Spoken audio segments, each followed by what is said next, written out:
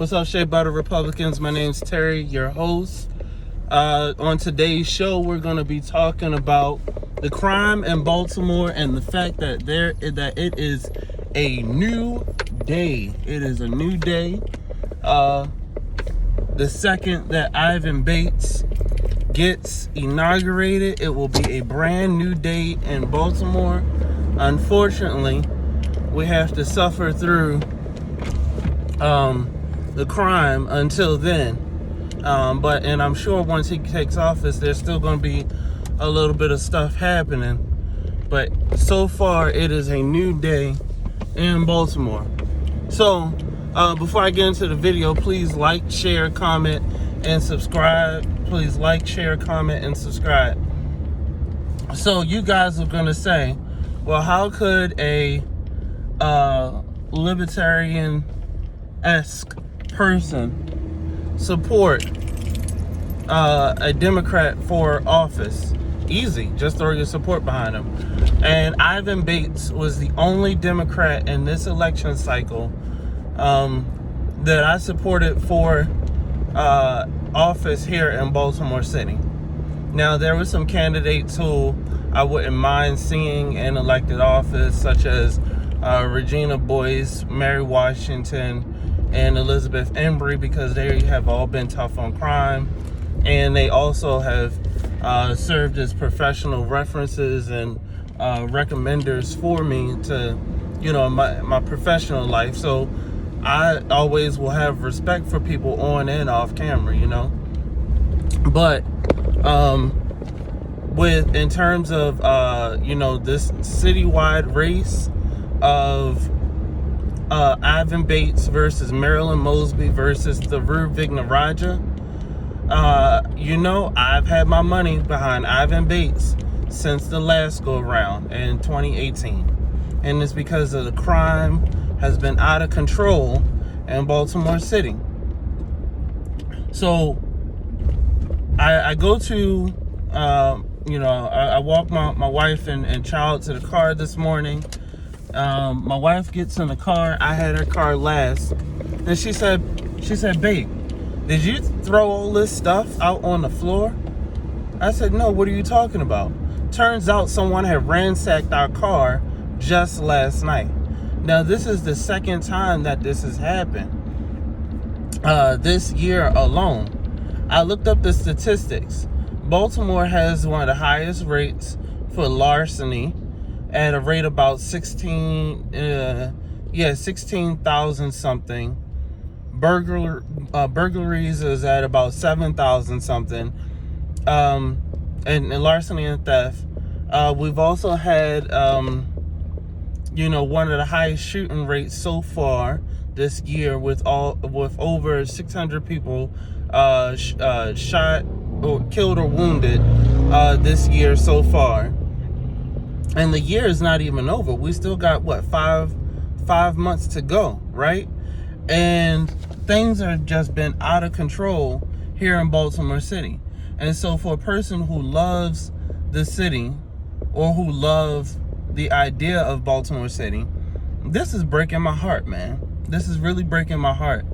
And so if you have a high crime rate of you got people with their cars getting ransacked. Mind you, I locked the car. But there's a machine that they have to, it's like a radio responder to your keys, which will unlock your key, your car based on that radio signal.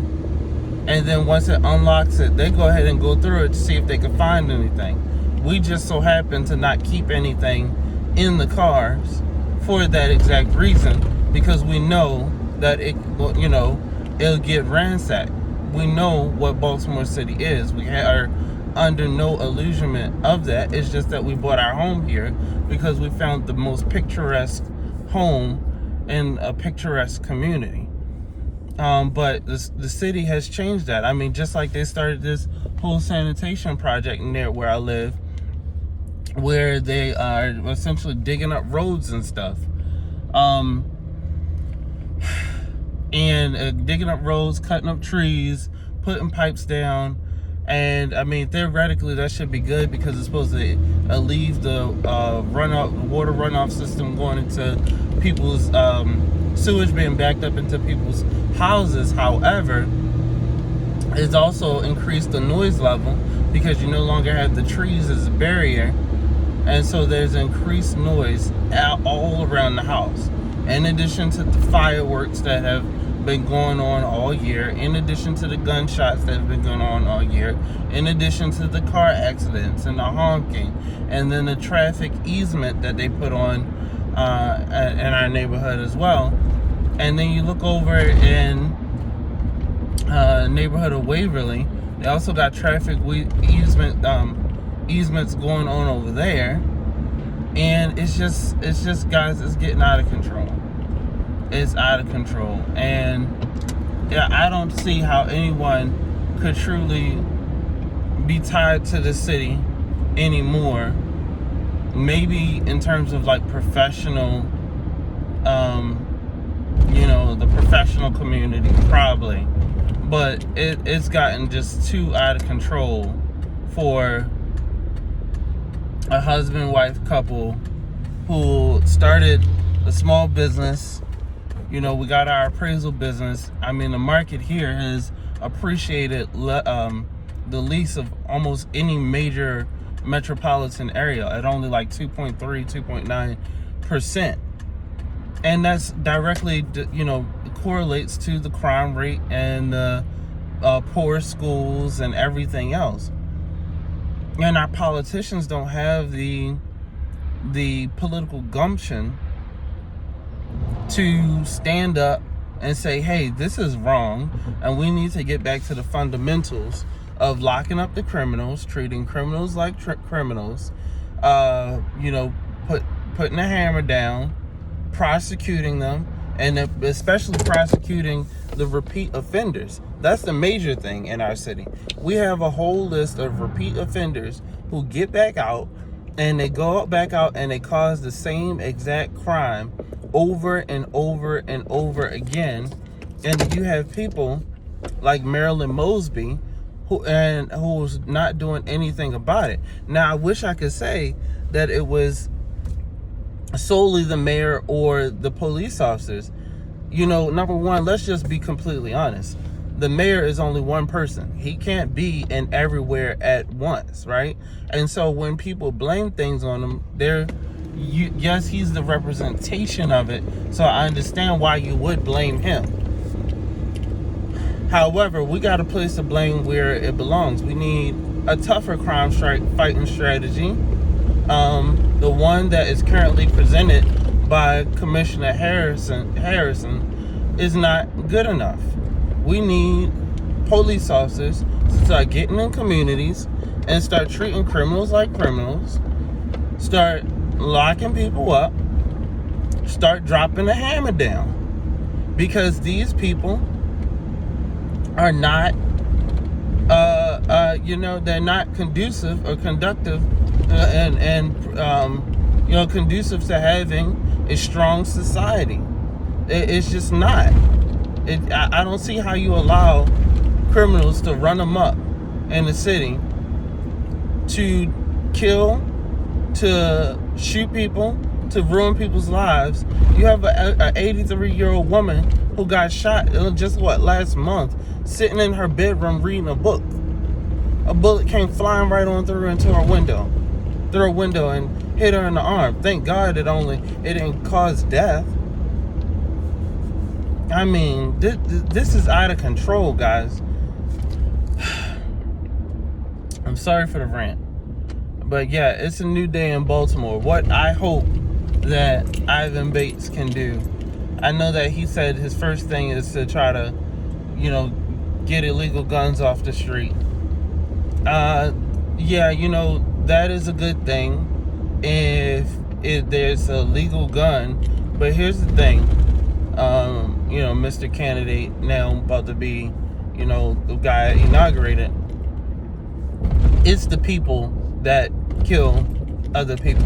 Most of the crime in Baltimore City is retaliatory, and it is the same group of people And then what happens is that you'll have bystanders that get affected. And then you have the third thing, which is the aggression of those who are the repeat offenders saying, well, hey, if I got away with it with this person, I can get away with it with this person, because the clearance rate of crime in the city is only like 14%, guys. I mean, not 14%, 42%. So if the clearance rate is 42%, that means that you have a 58%, if I'm doing the math right. Yeah, no, 58, 48%, I don't know, something like that, chance of beating the charges, right? What in the hell do you have to, yeah, I think it's 58, 48%, I don't know, whatever. Hey, you got a major, I can't think, I'm going to go get coffee now. You have over half of the time you're not going to get caught. And you're going to have people who are going to play those odds. They're going to run the numbers. They're going to say, you know what, it's worth the risk, because they think that they can get away with impunity, that they can just do whatever they want in this city. It's like the OK Corral. Anything goes. And it shouldn't be that way. Because I tell you, this one right here, I bet not catch nobody going through my vehicle. I also, a question was posed on a podcast last night. If you catch somebody, if somebody's breaking in your house, or you're getting beat up or something, you're all right. You F around and find out. Shoot. I don't play those games with my family. No, we do not. And then you also don't want to play those games with people who already feel like they ain't got nothing else to lose after the government has taken away literally everything from us. Literally everything. You've taken away the jobs. You've taken away the security. You've taken away what we feel to be our major investment of buying a home. And what we thought was a great neighborhood, you've taken away that peace of mind. When you have people who feel like they ain't got nothing else to lose, you're going to see the true vengeance of what America, of the American spirit that is within all of us, of all Americans. We have a certain enterprise, but we also have a certain anger that will get awakened when we feel like we've been pushed to the edge. It's just inside, it's inside Americans. In my opinion, I truly think so. I don't think that Americans are all about this non-aggression model and stuff that you hear all these hippie liberals talking about. And if you want to test that theory, this is what I say. Go to the most liberal neighborhood that you can find, and whenever a crime happens there, see how they respond. When over in Better Waverly, they had an arson that was going around. There was an arson that was going around the Better Waverly neighborhood, and really probably affecting the larger area, because on the Kim Klacik show, they had a current firefighter who was saying that there's been arson events all around the city, right? And so this just so happened to happen in a neighborhood where there was a pride flag out front of the house. It happened to two separate houses. And so the neighbor's response in the most hippie liberal neighborhood, which is an extension of the Able community and the Charles Village community, their response was, oh, we're going to lock them up. We're going to do this. And they put pride flags everywhere. We're going to lock the people up who did this. We're going to fight back and everything else. And I started thinking to myself, it sounds like they believe on tough on crime policies. And so if you have it on something like that neighborhood, imagine if you come to a neighborhood where you got homeowners who've lived in their house for over 5 years, who've invested into the community 5, 10, 15, 20, 30, and literally 60 years in some cases, invested into that community, have children, grandchildren, and as having that peace of mind taken away, you're going to awaken a beast like you've never seen. And unfortunately, we got to live through the next 5-6 months of Marilyn Mosby until she's sentenced, probably for her federal indictment. I mean, for her federal charges. And when Ivan Bates takes office, oh man, there's going to be a new day. And hopefully he has the gumption, which I believe he does, to start calling out some of the more sorry-ass politicians that we have.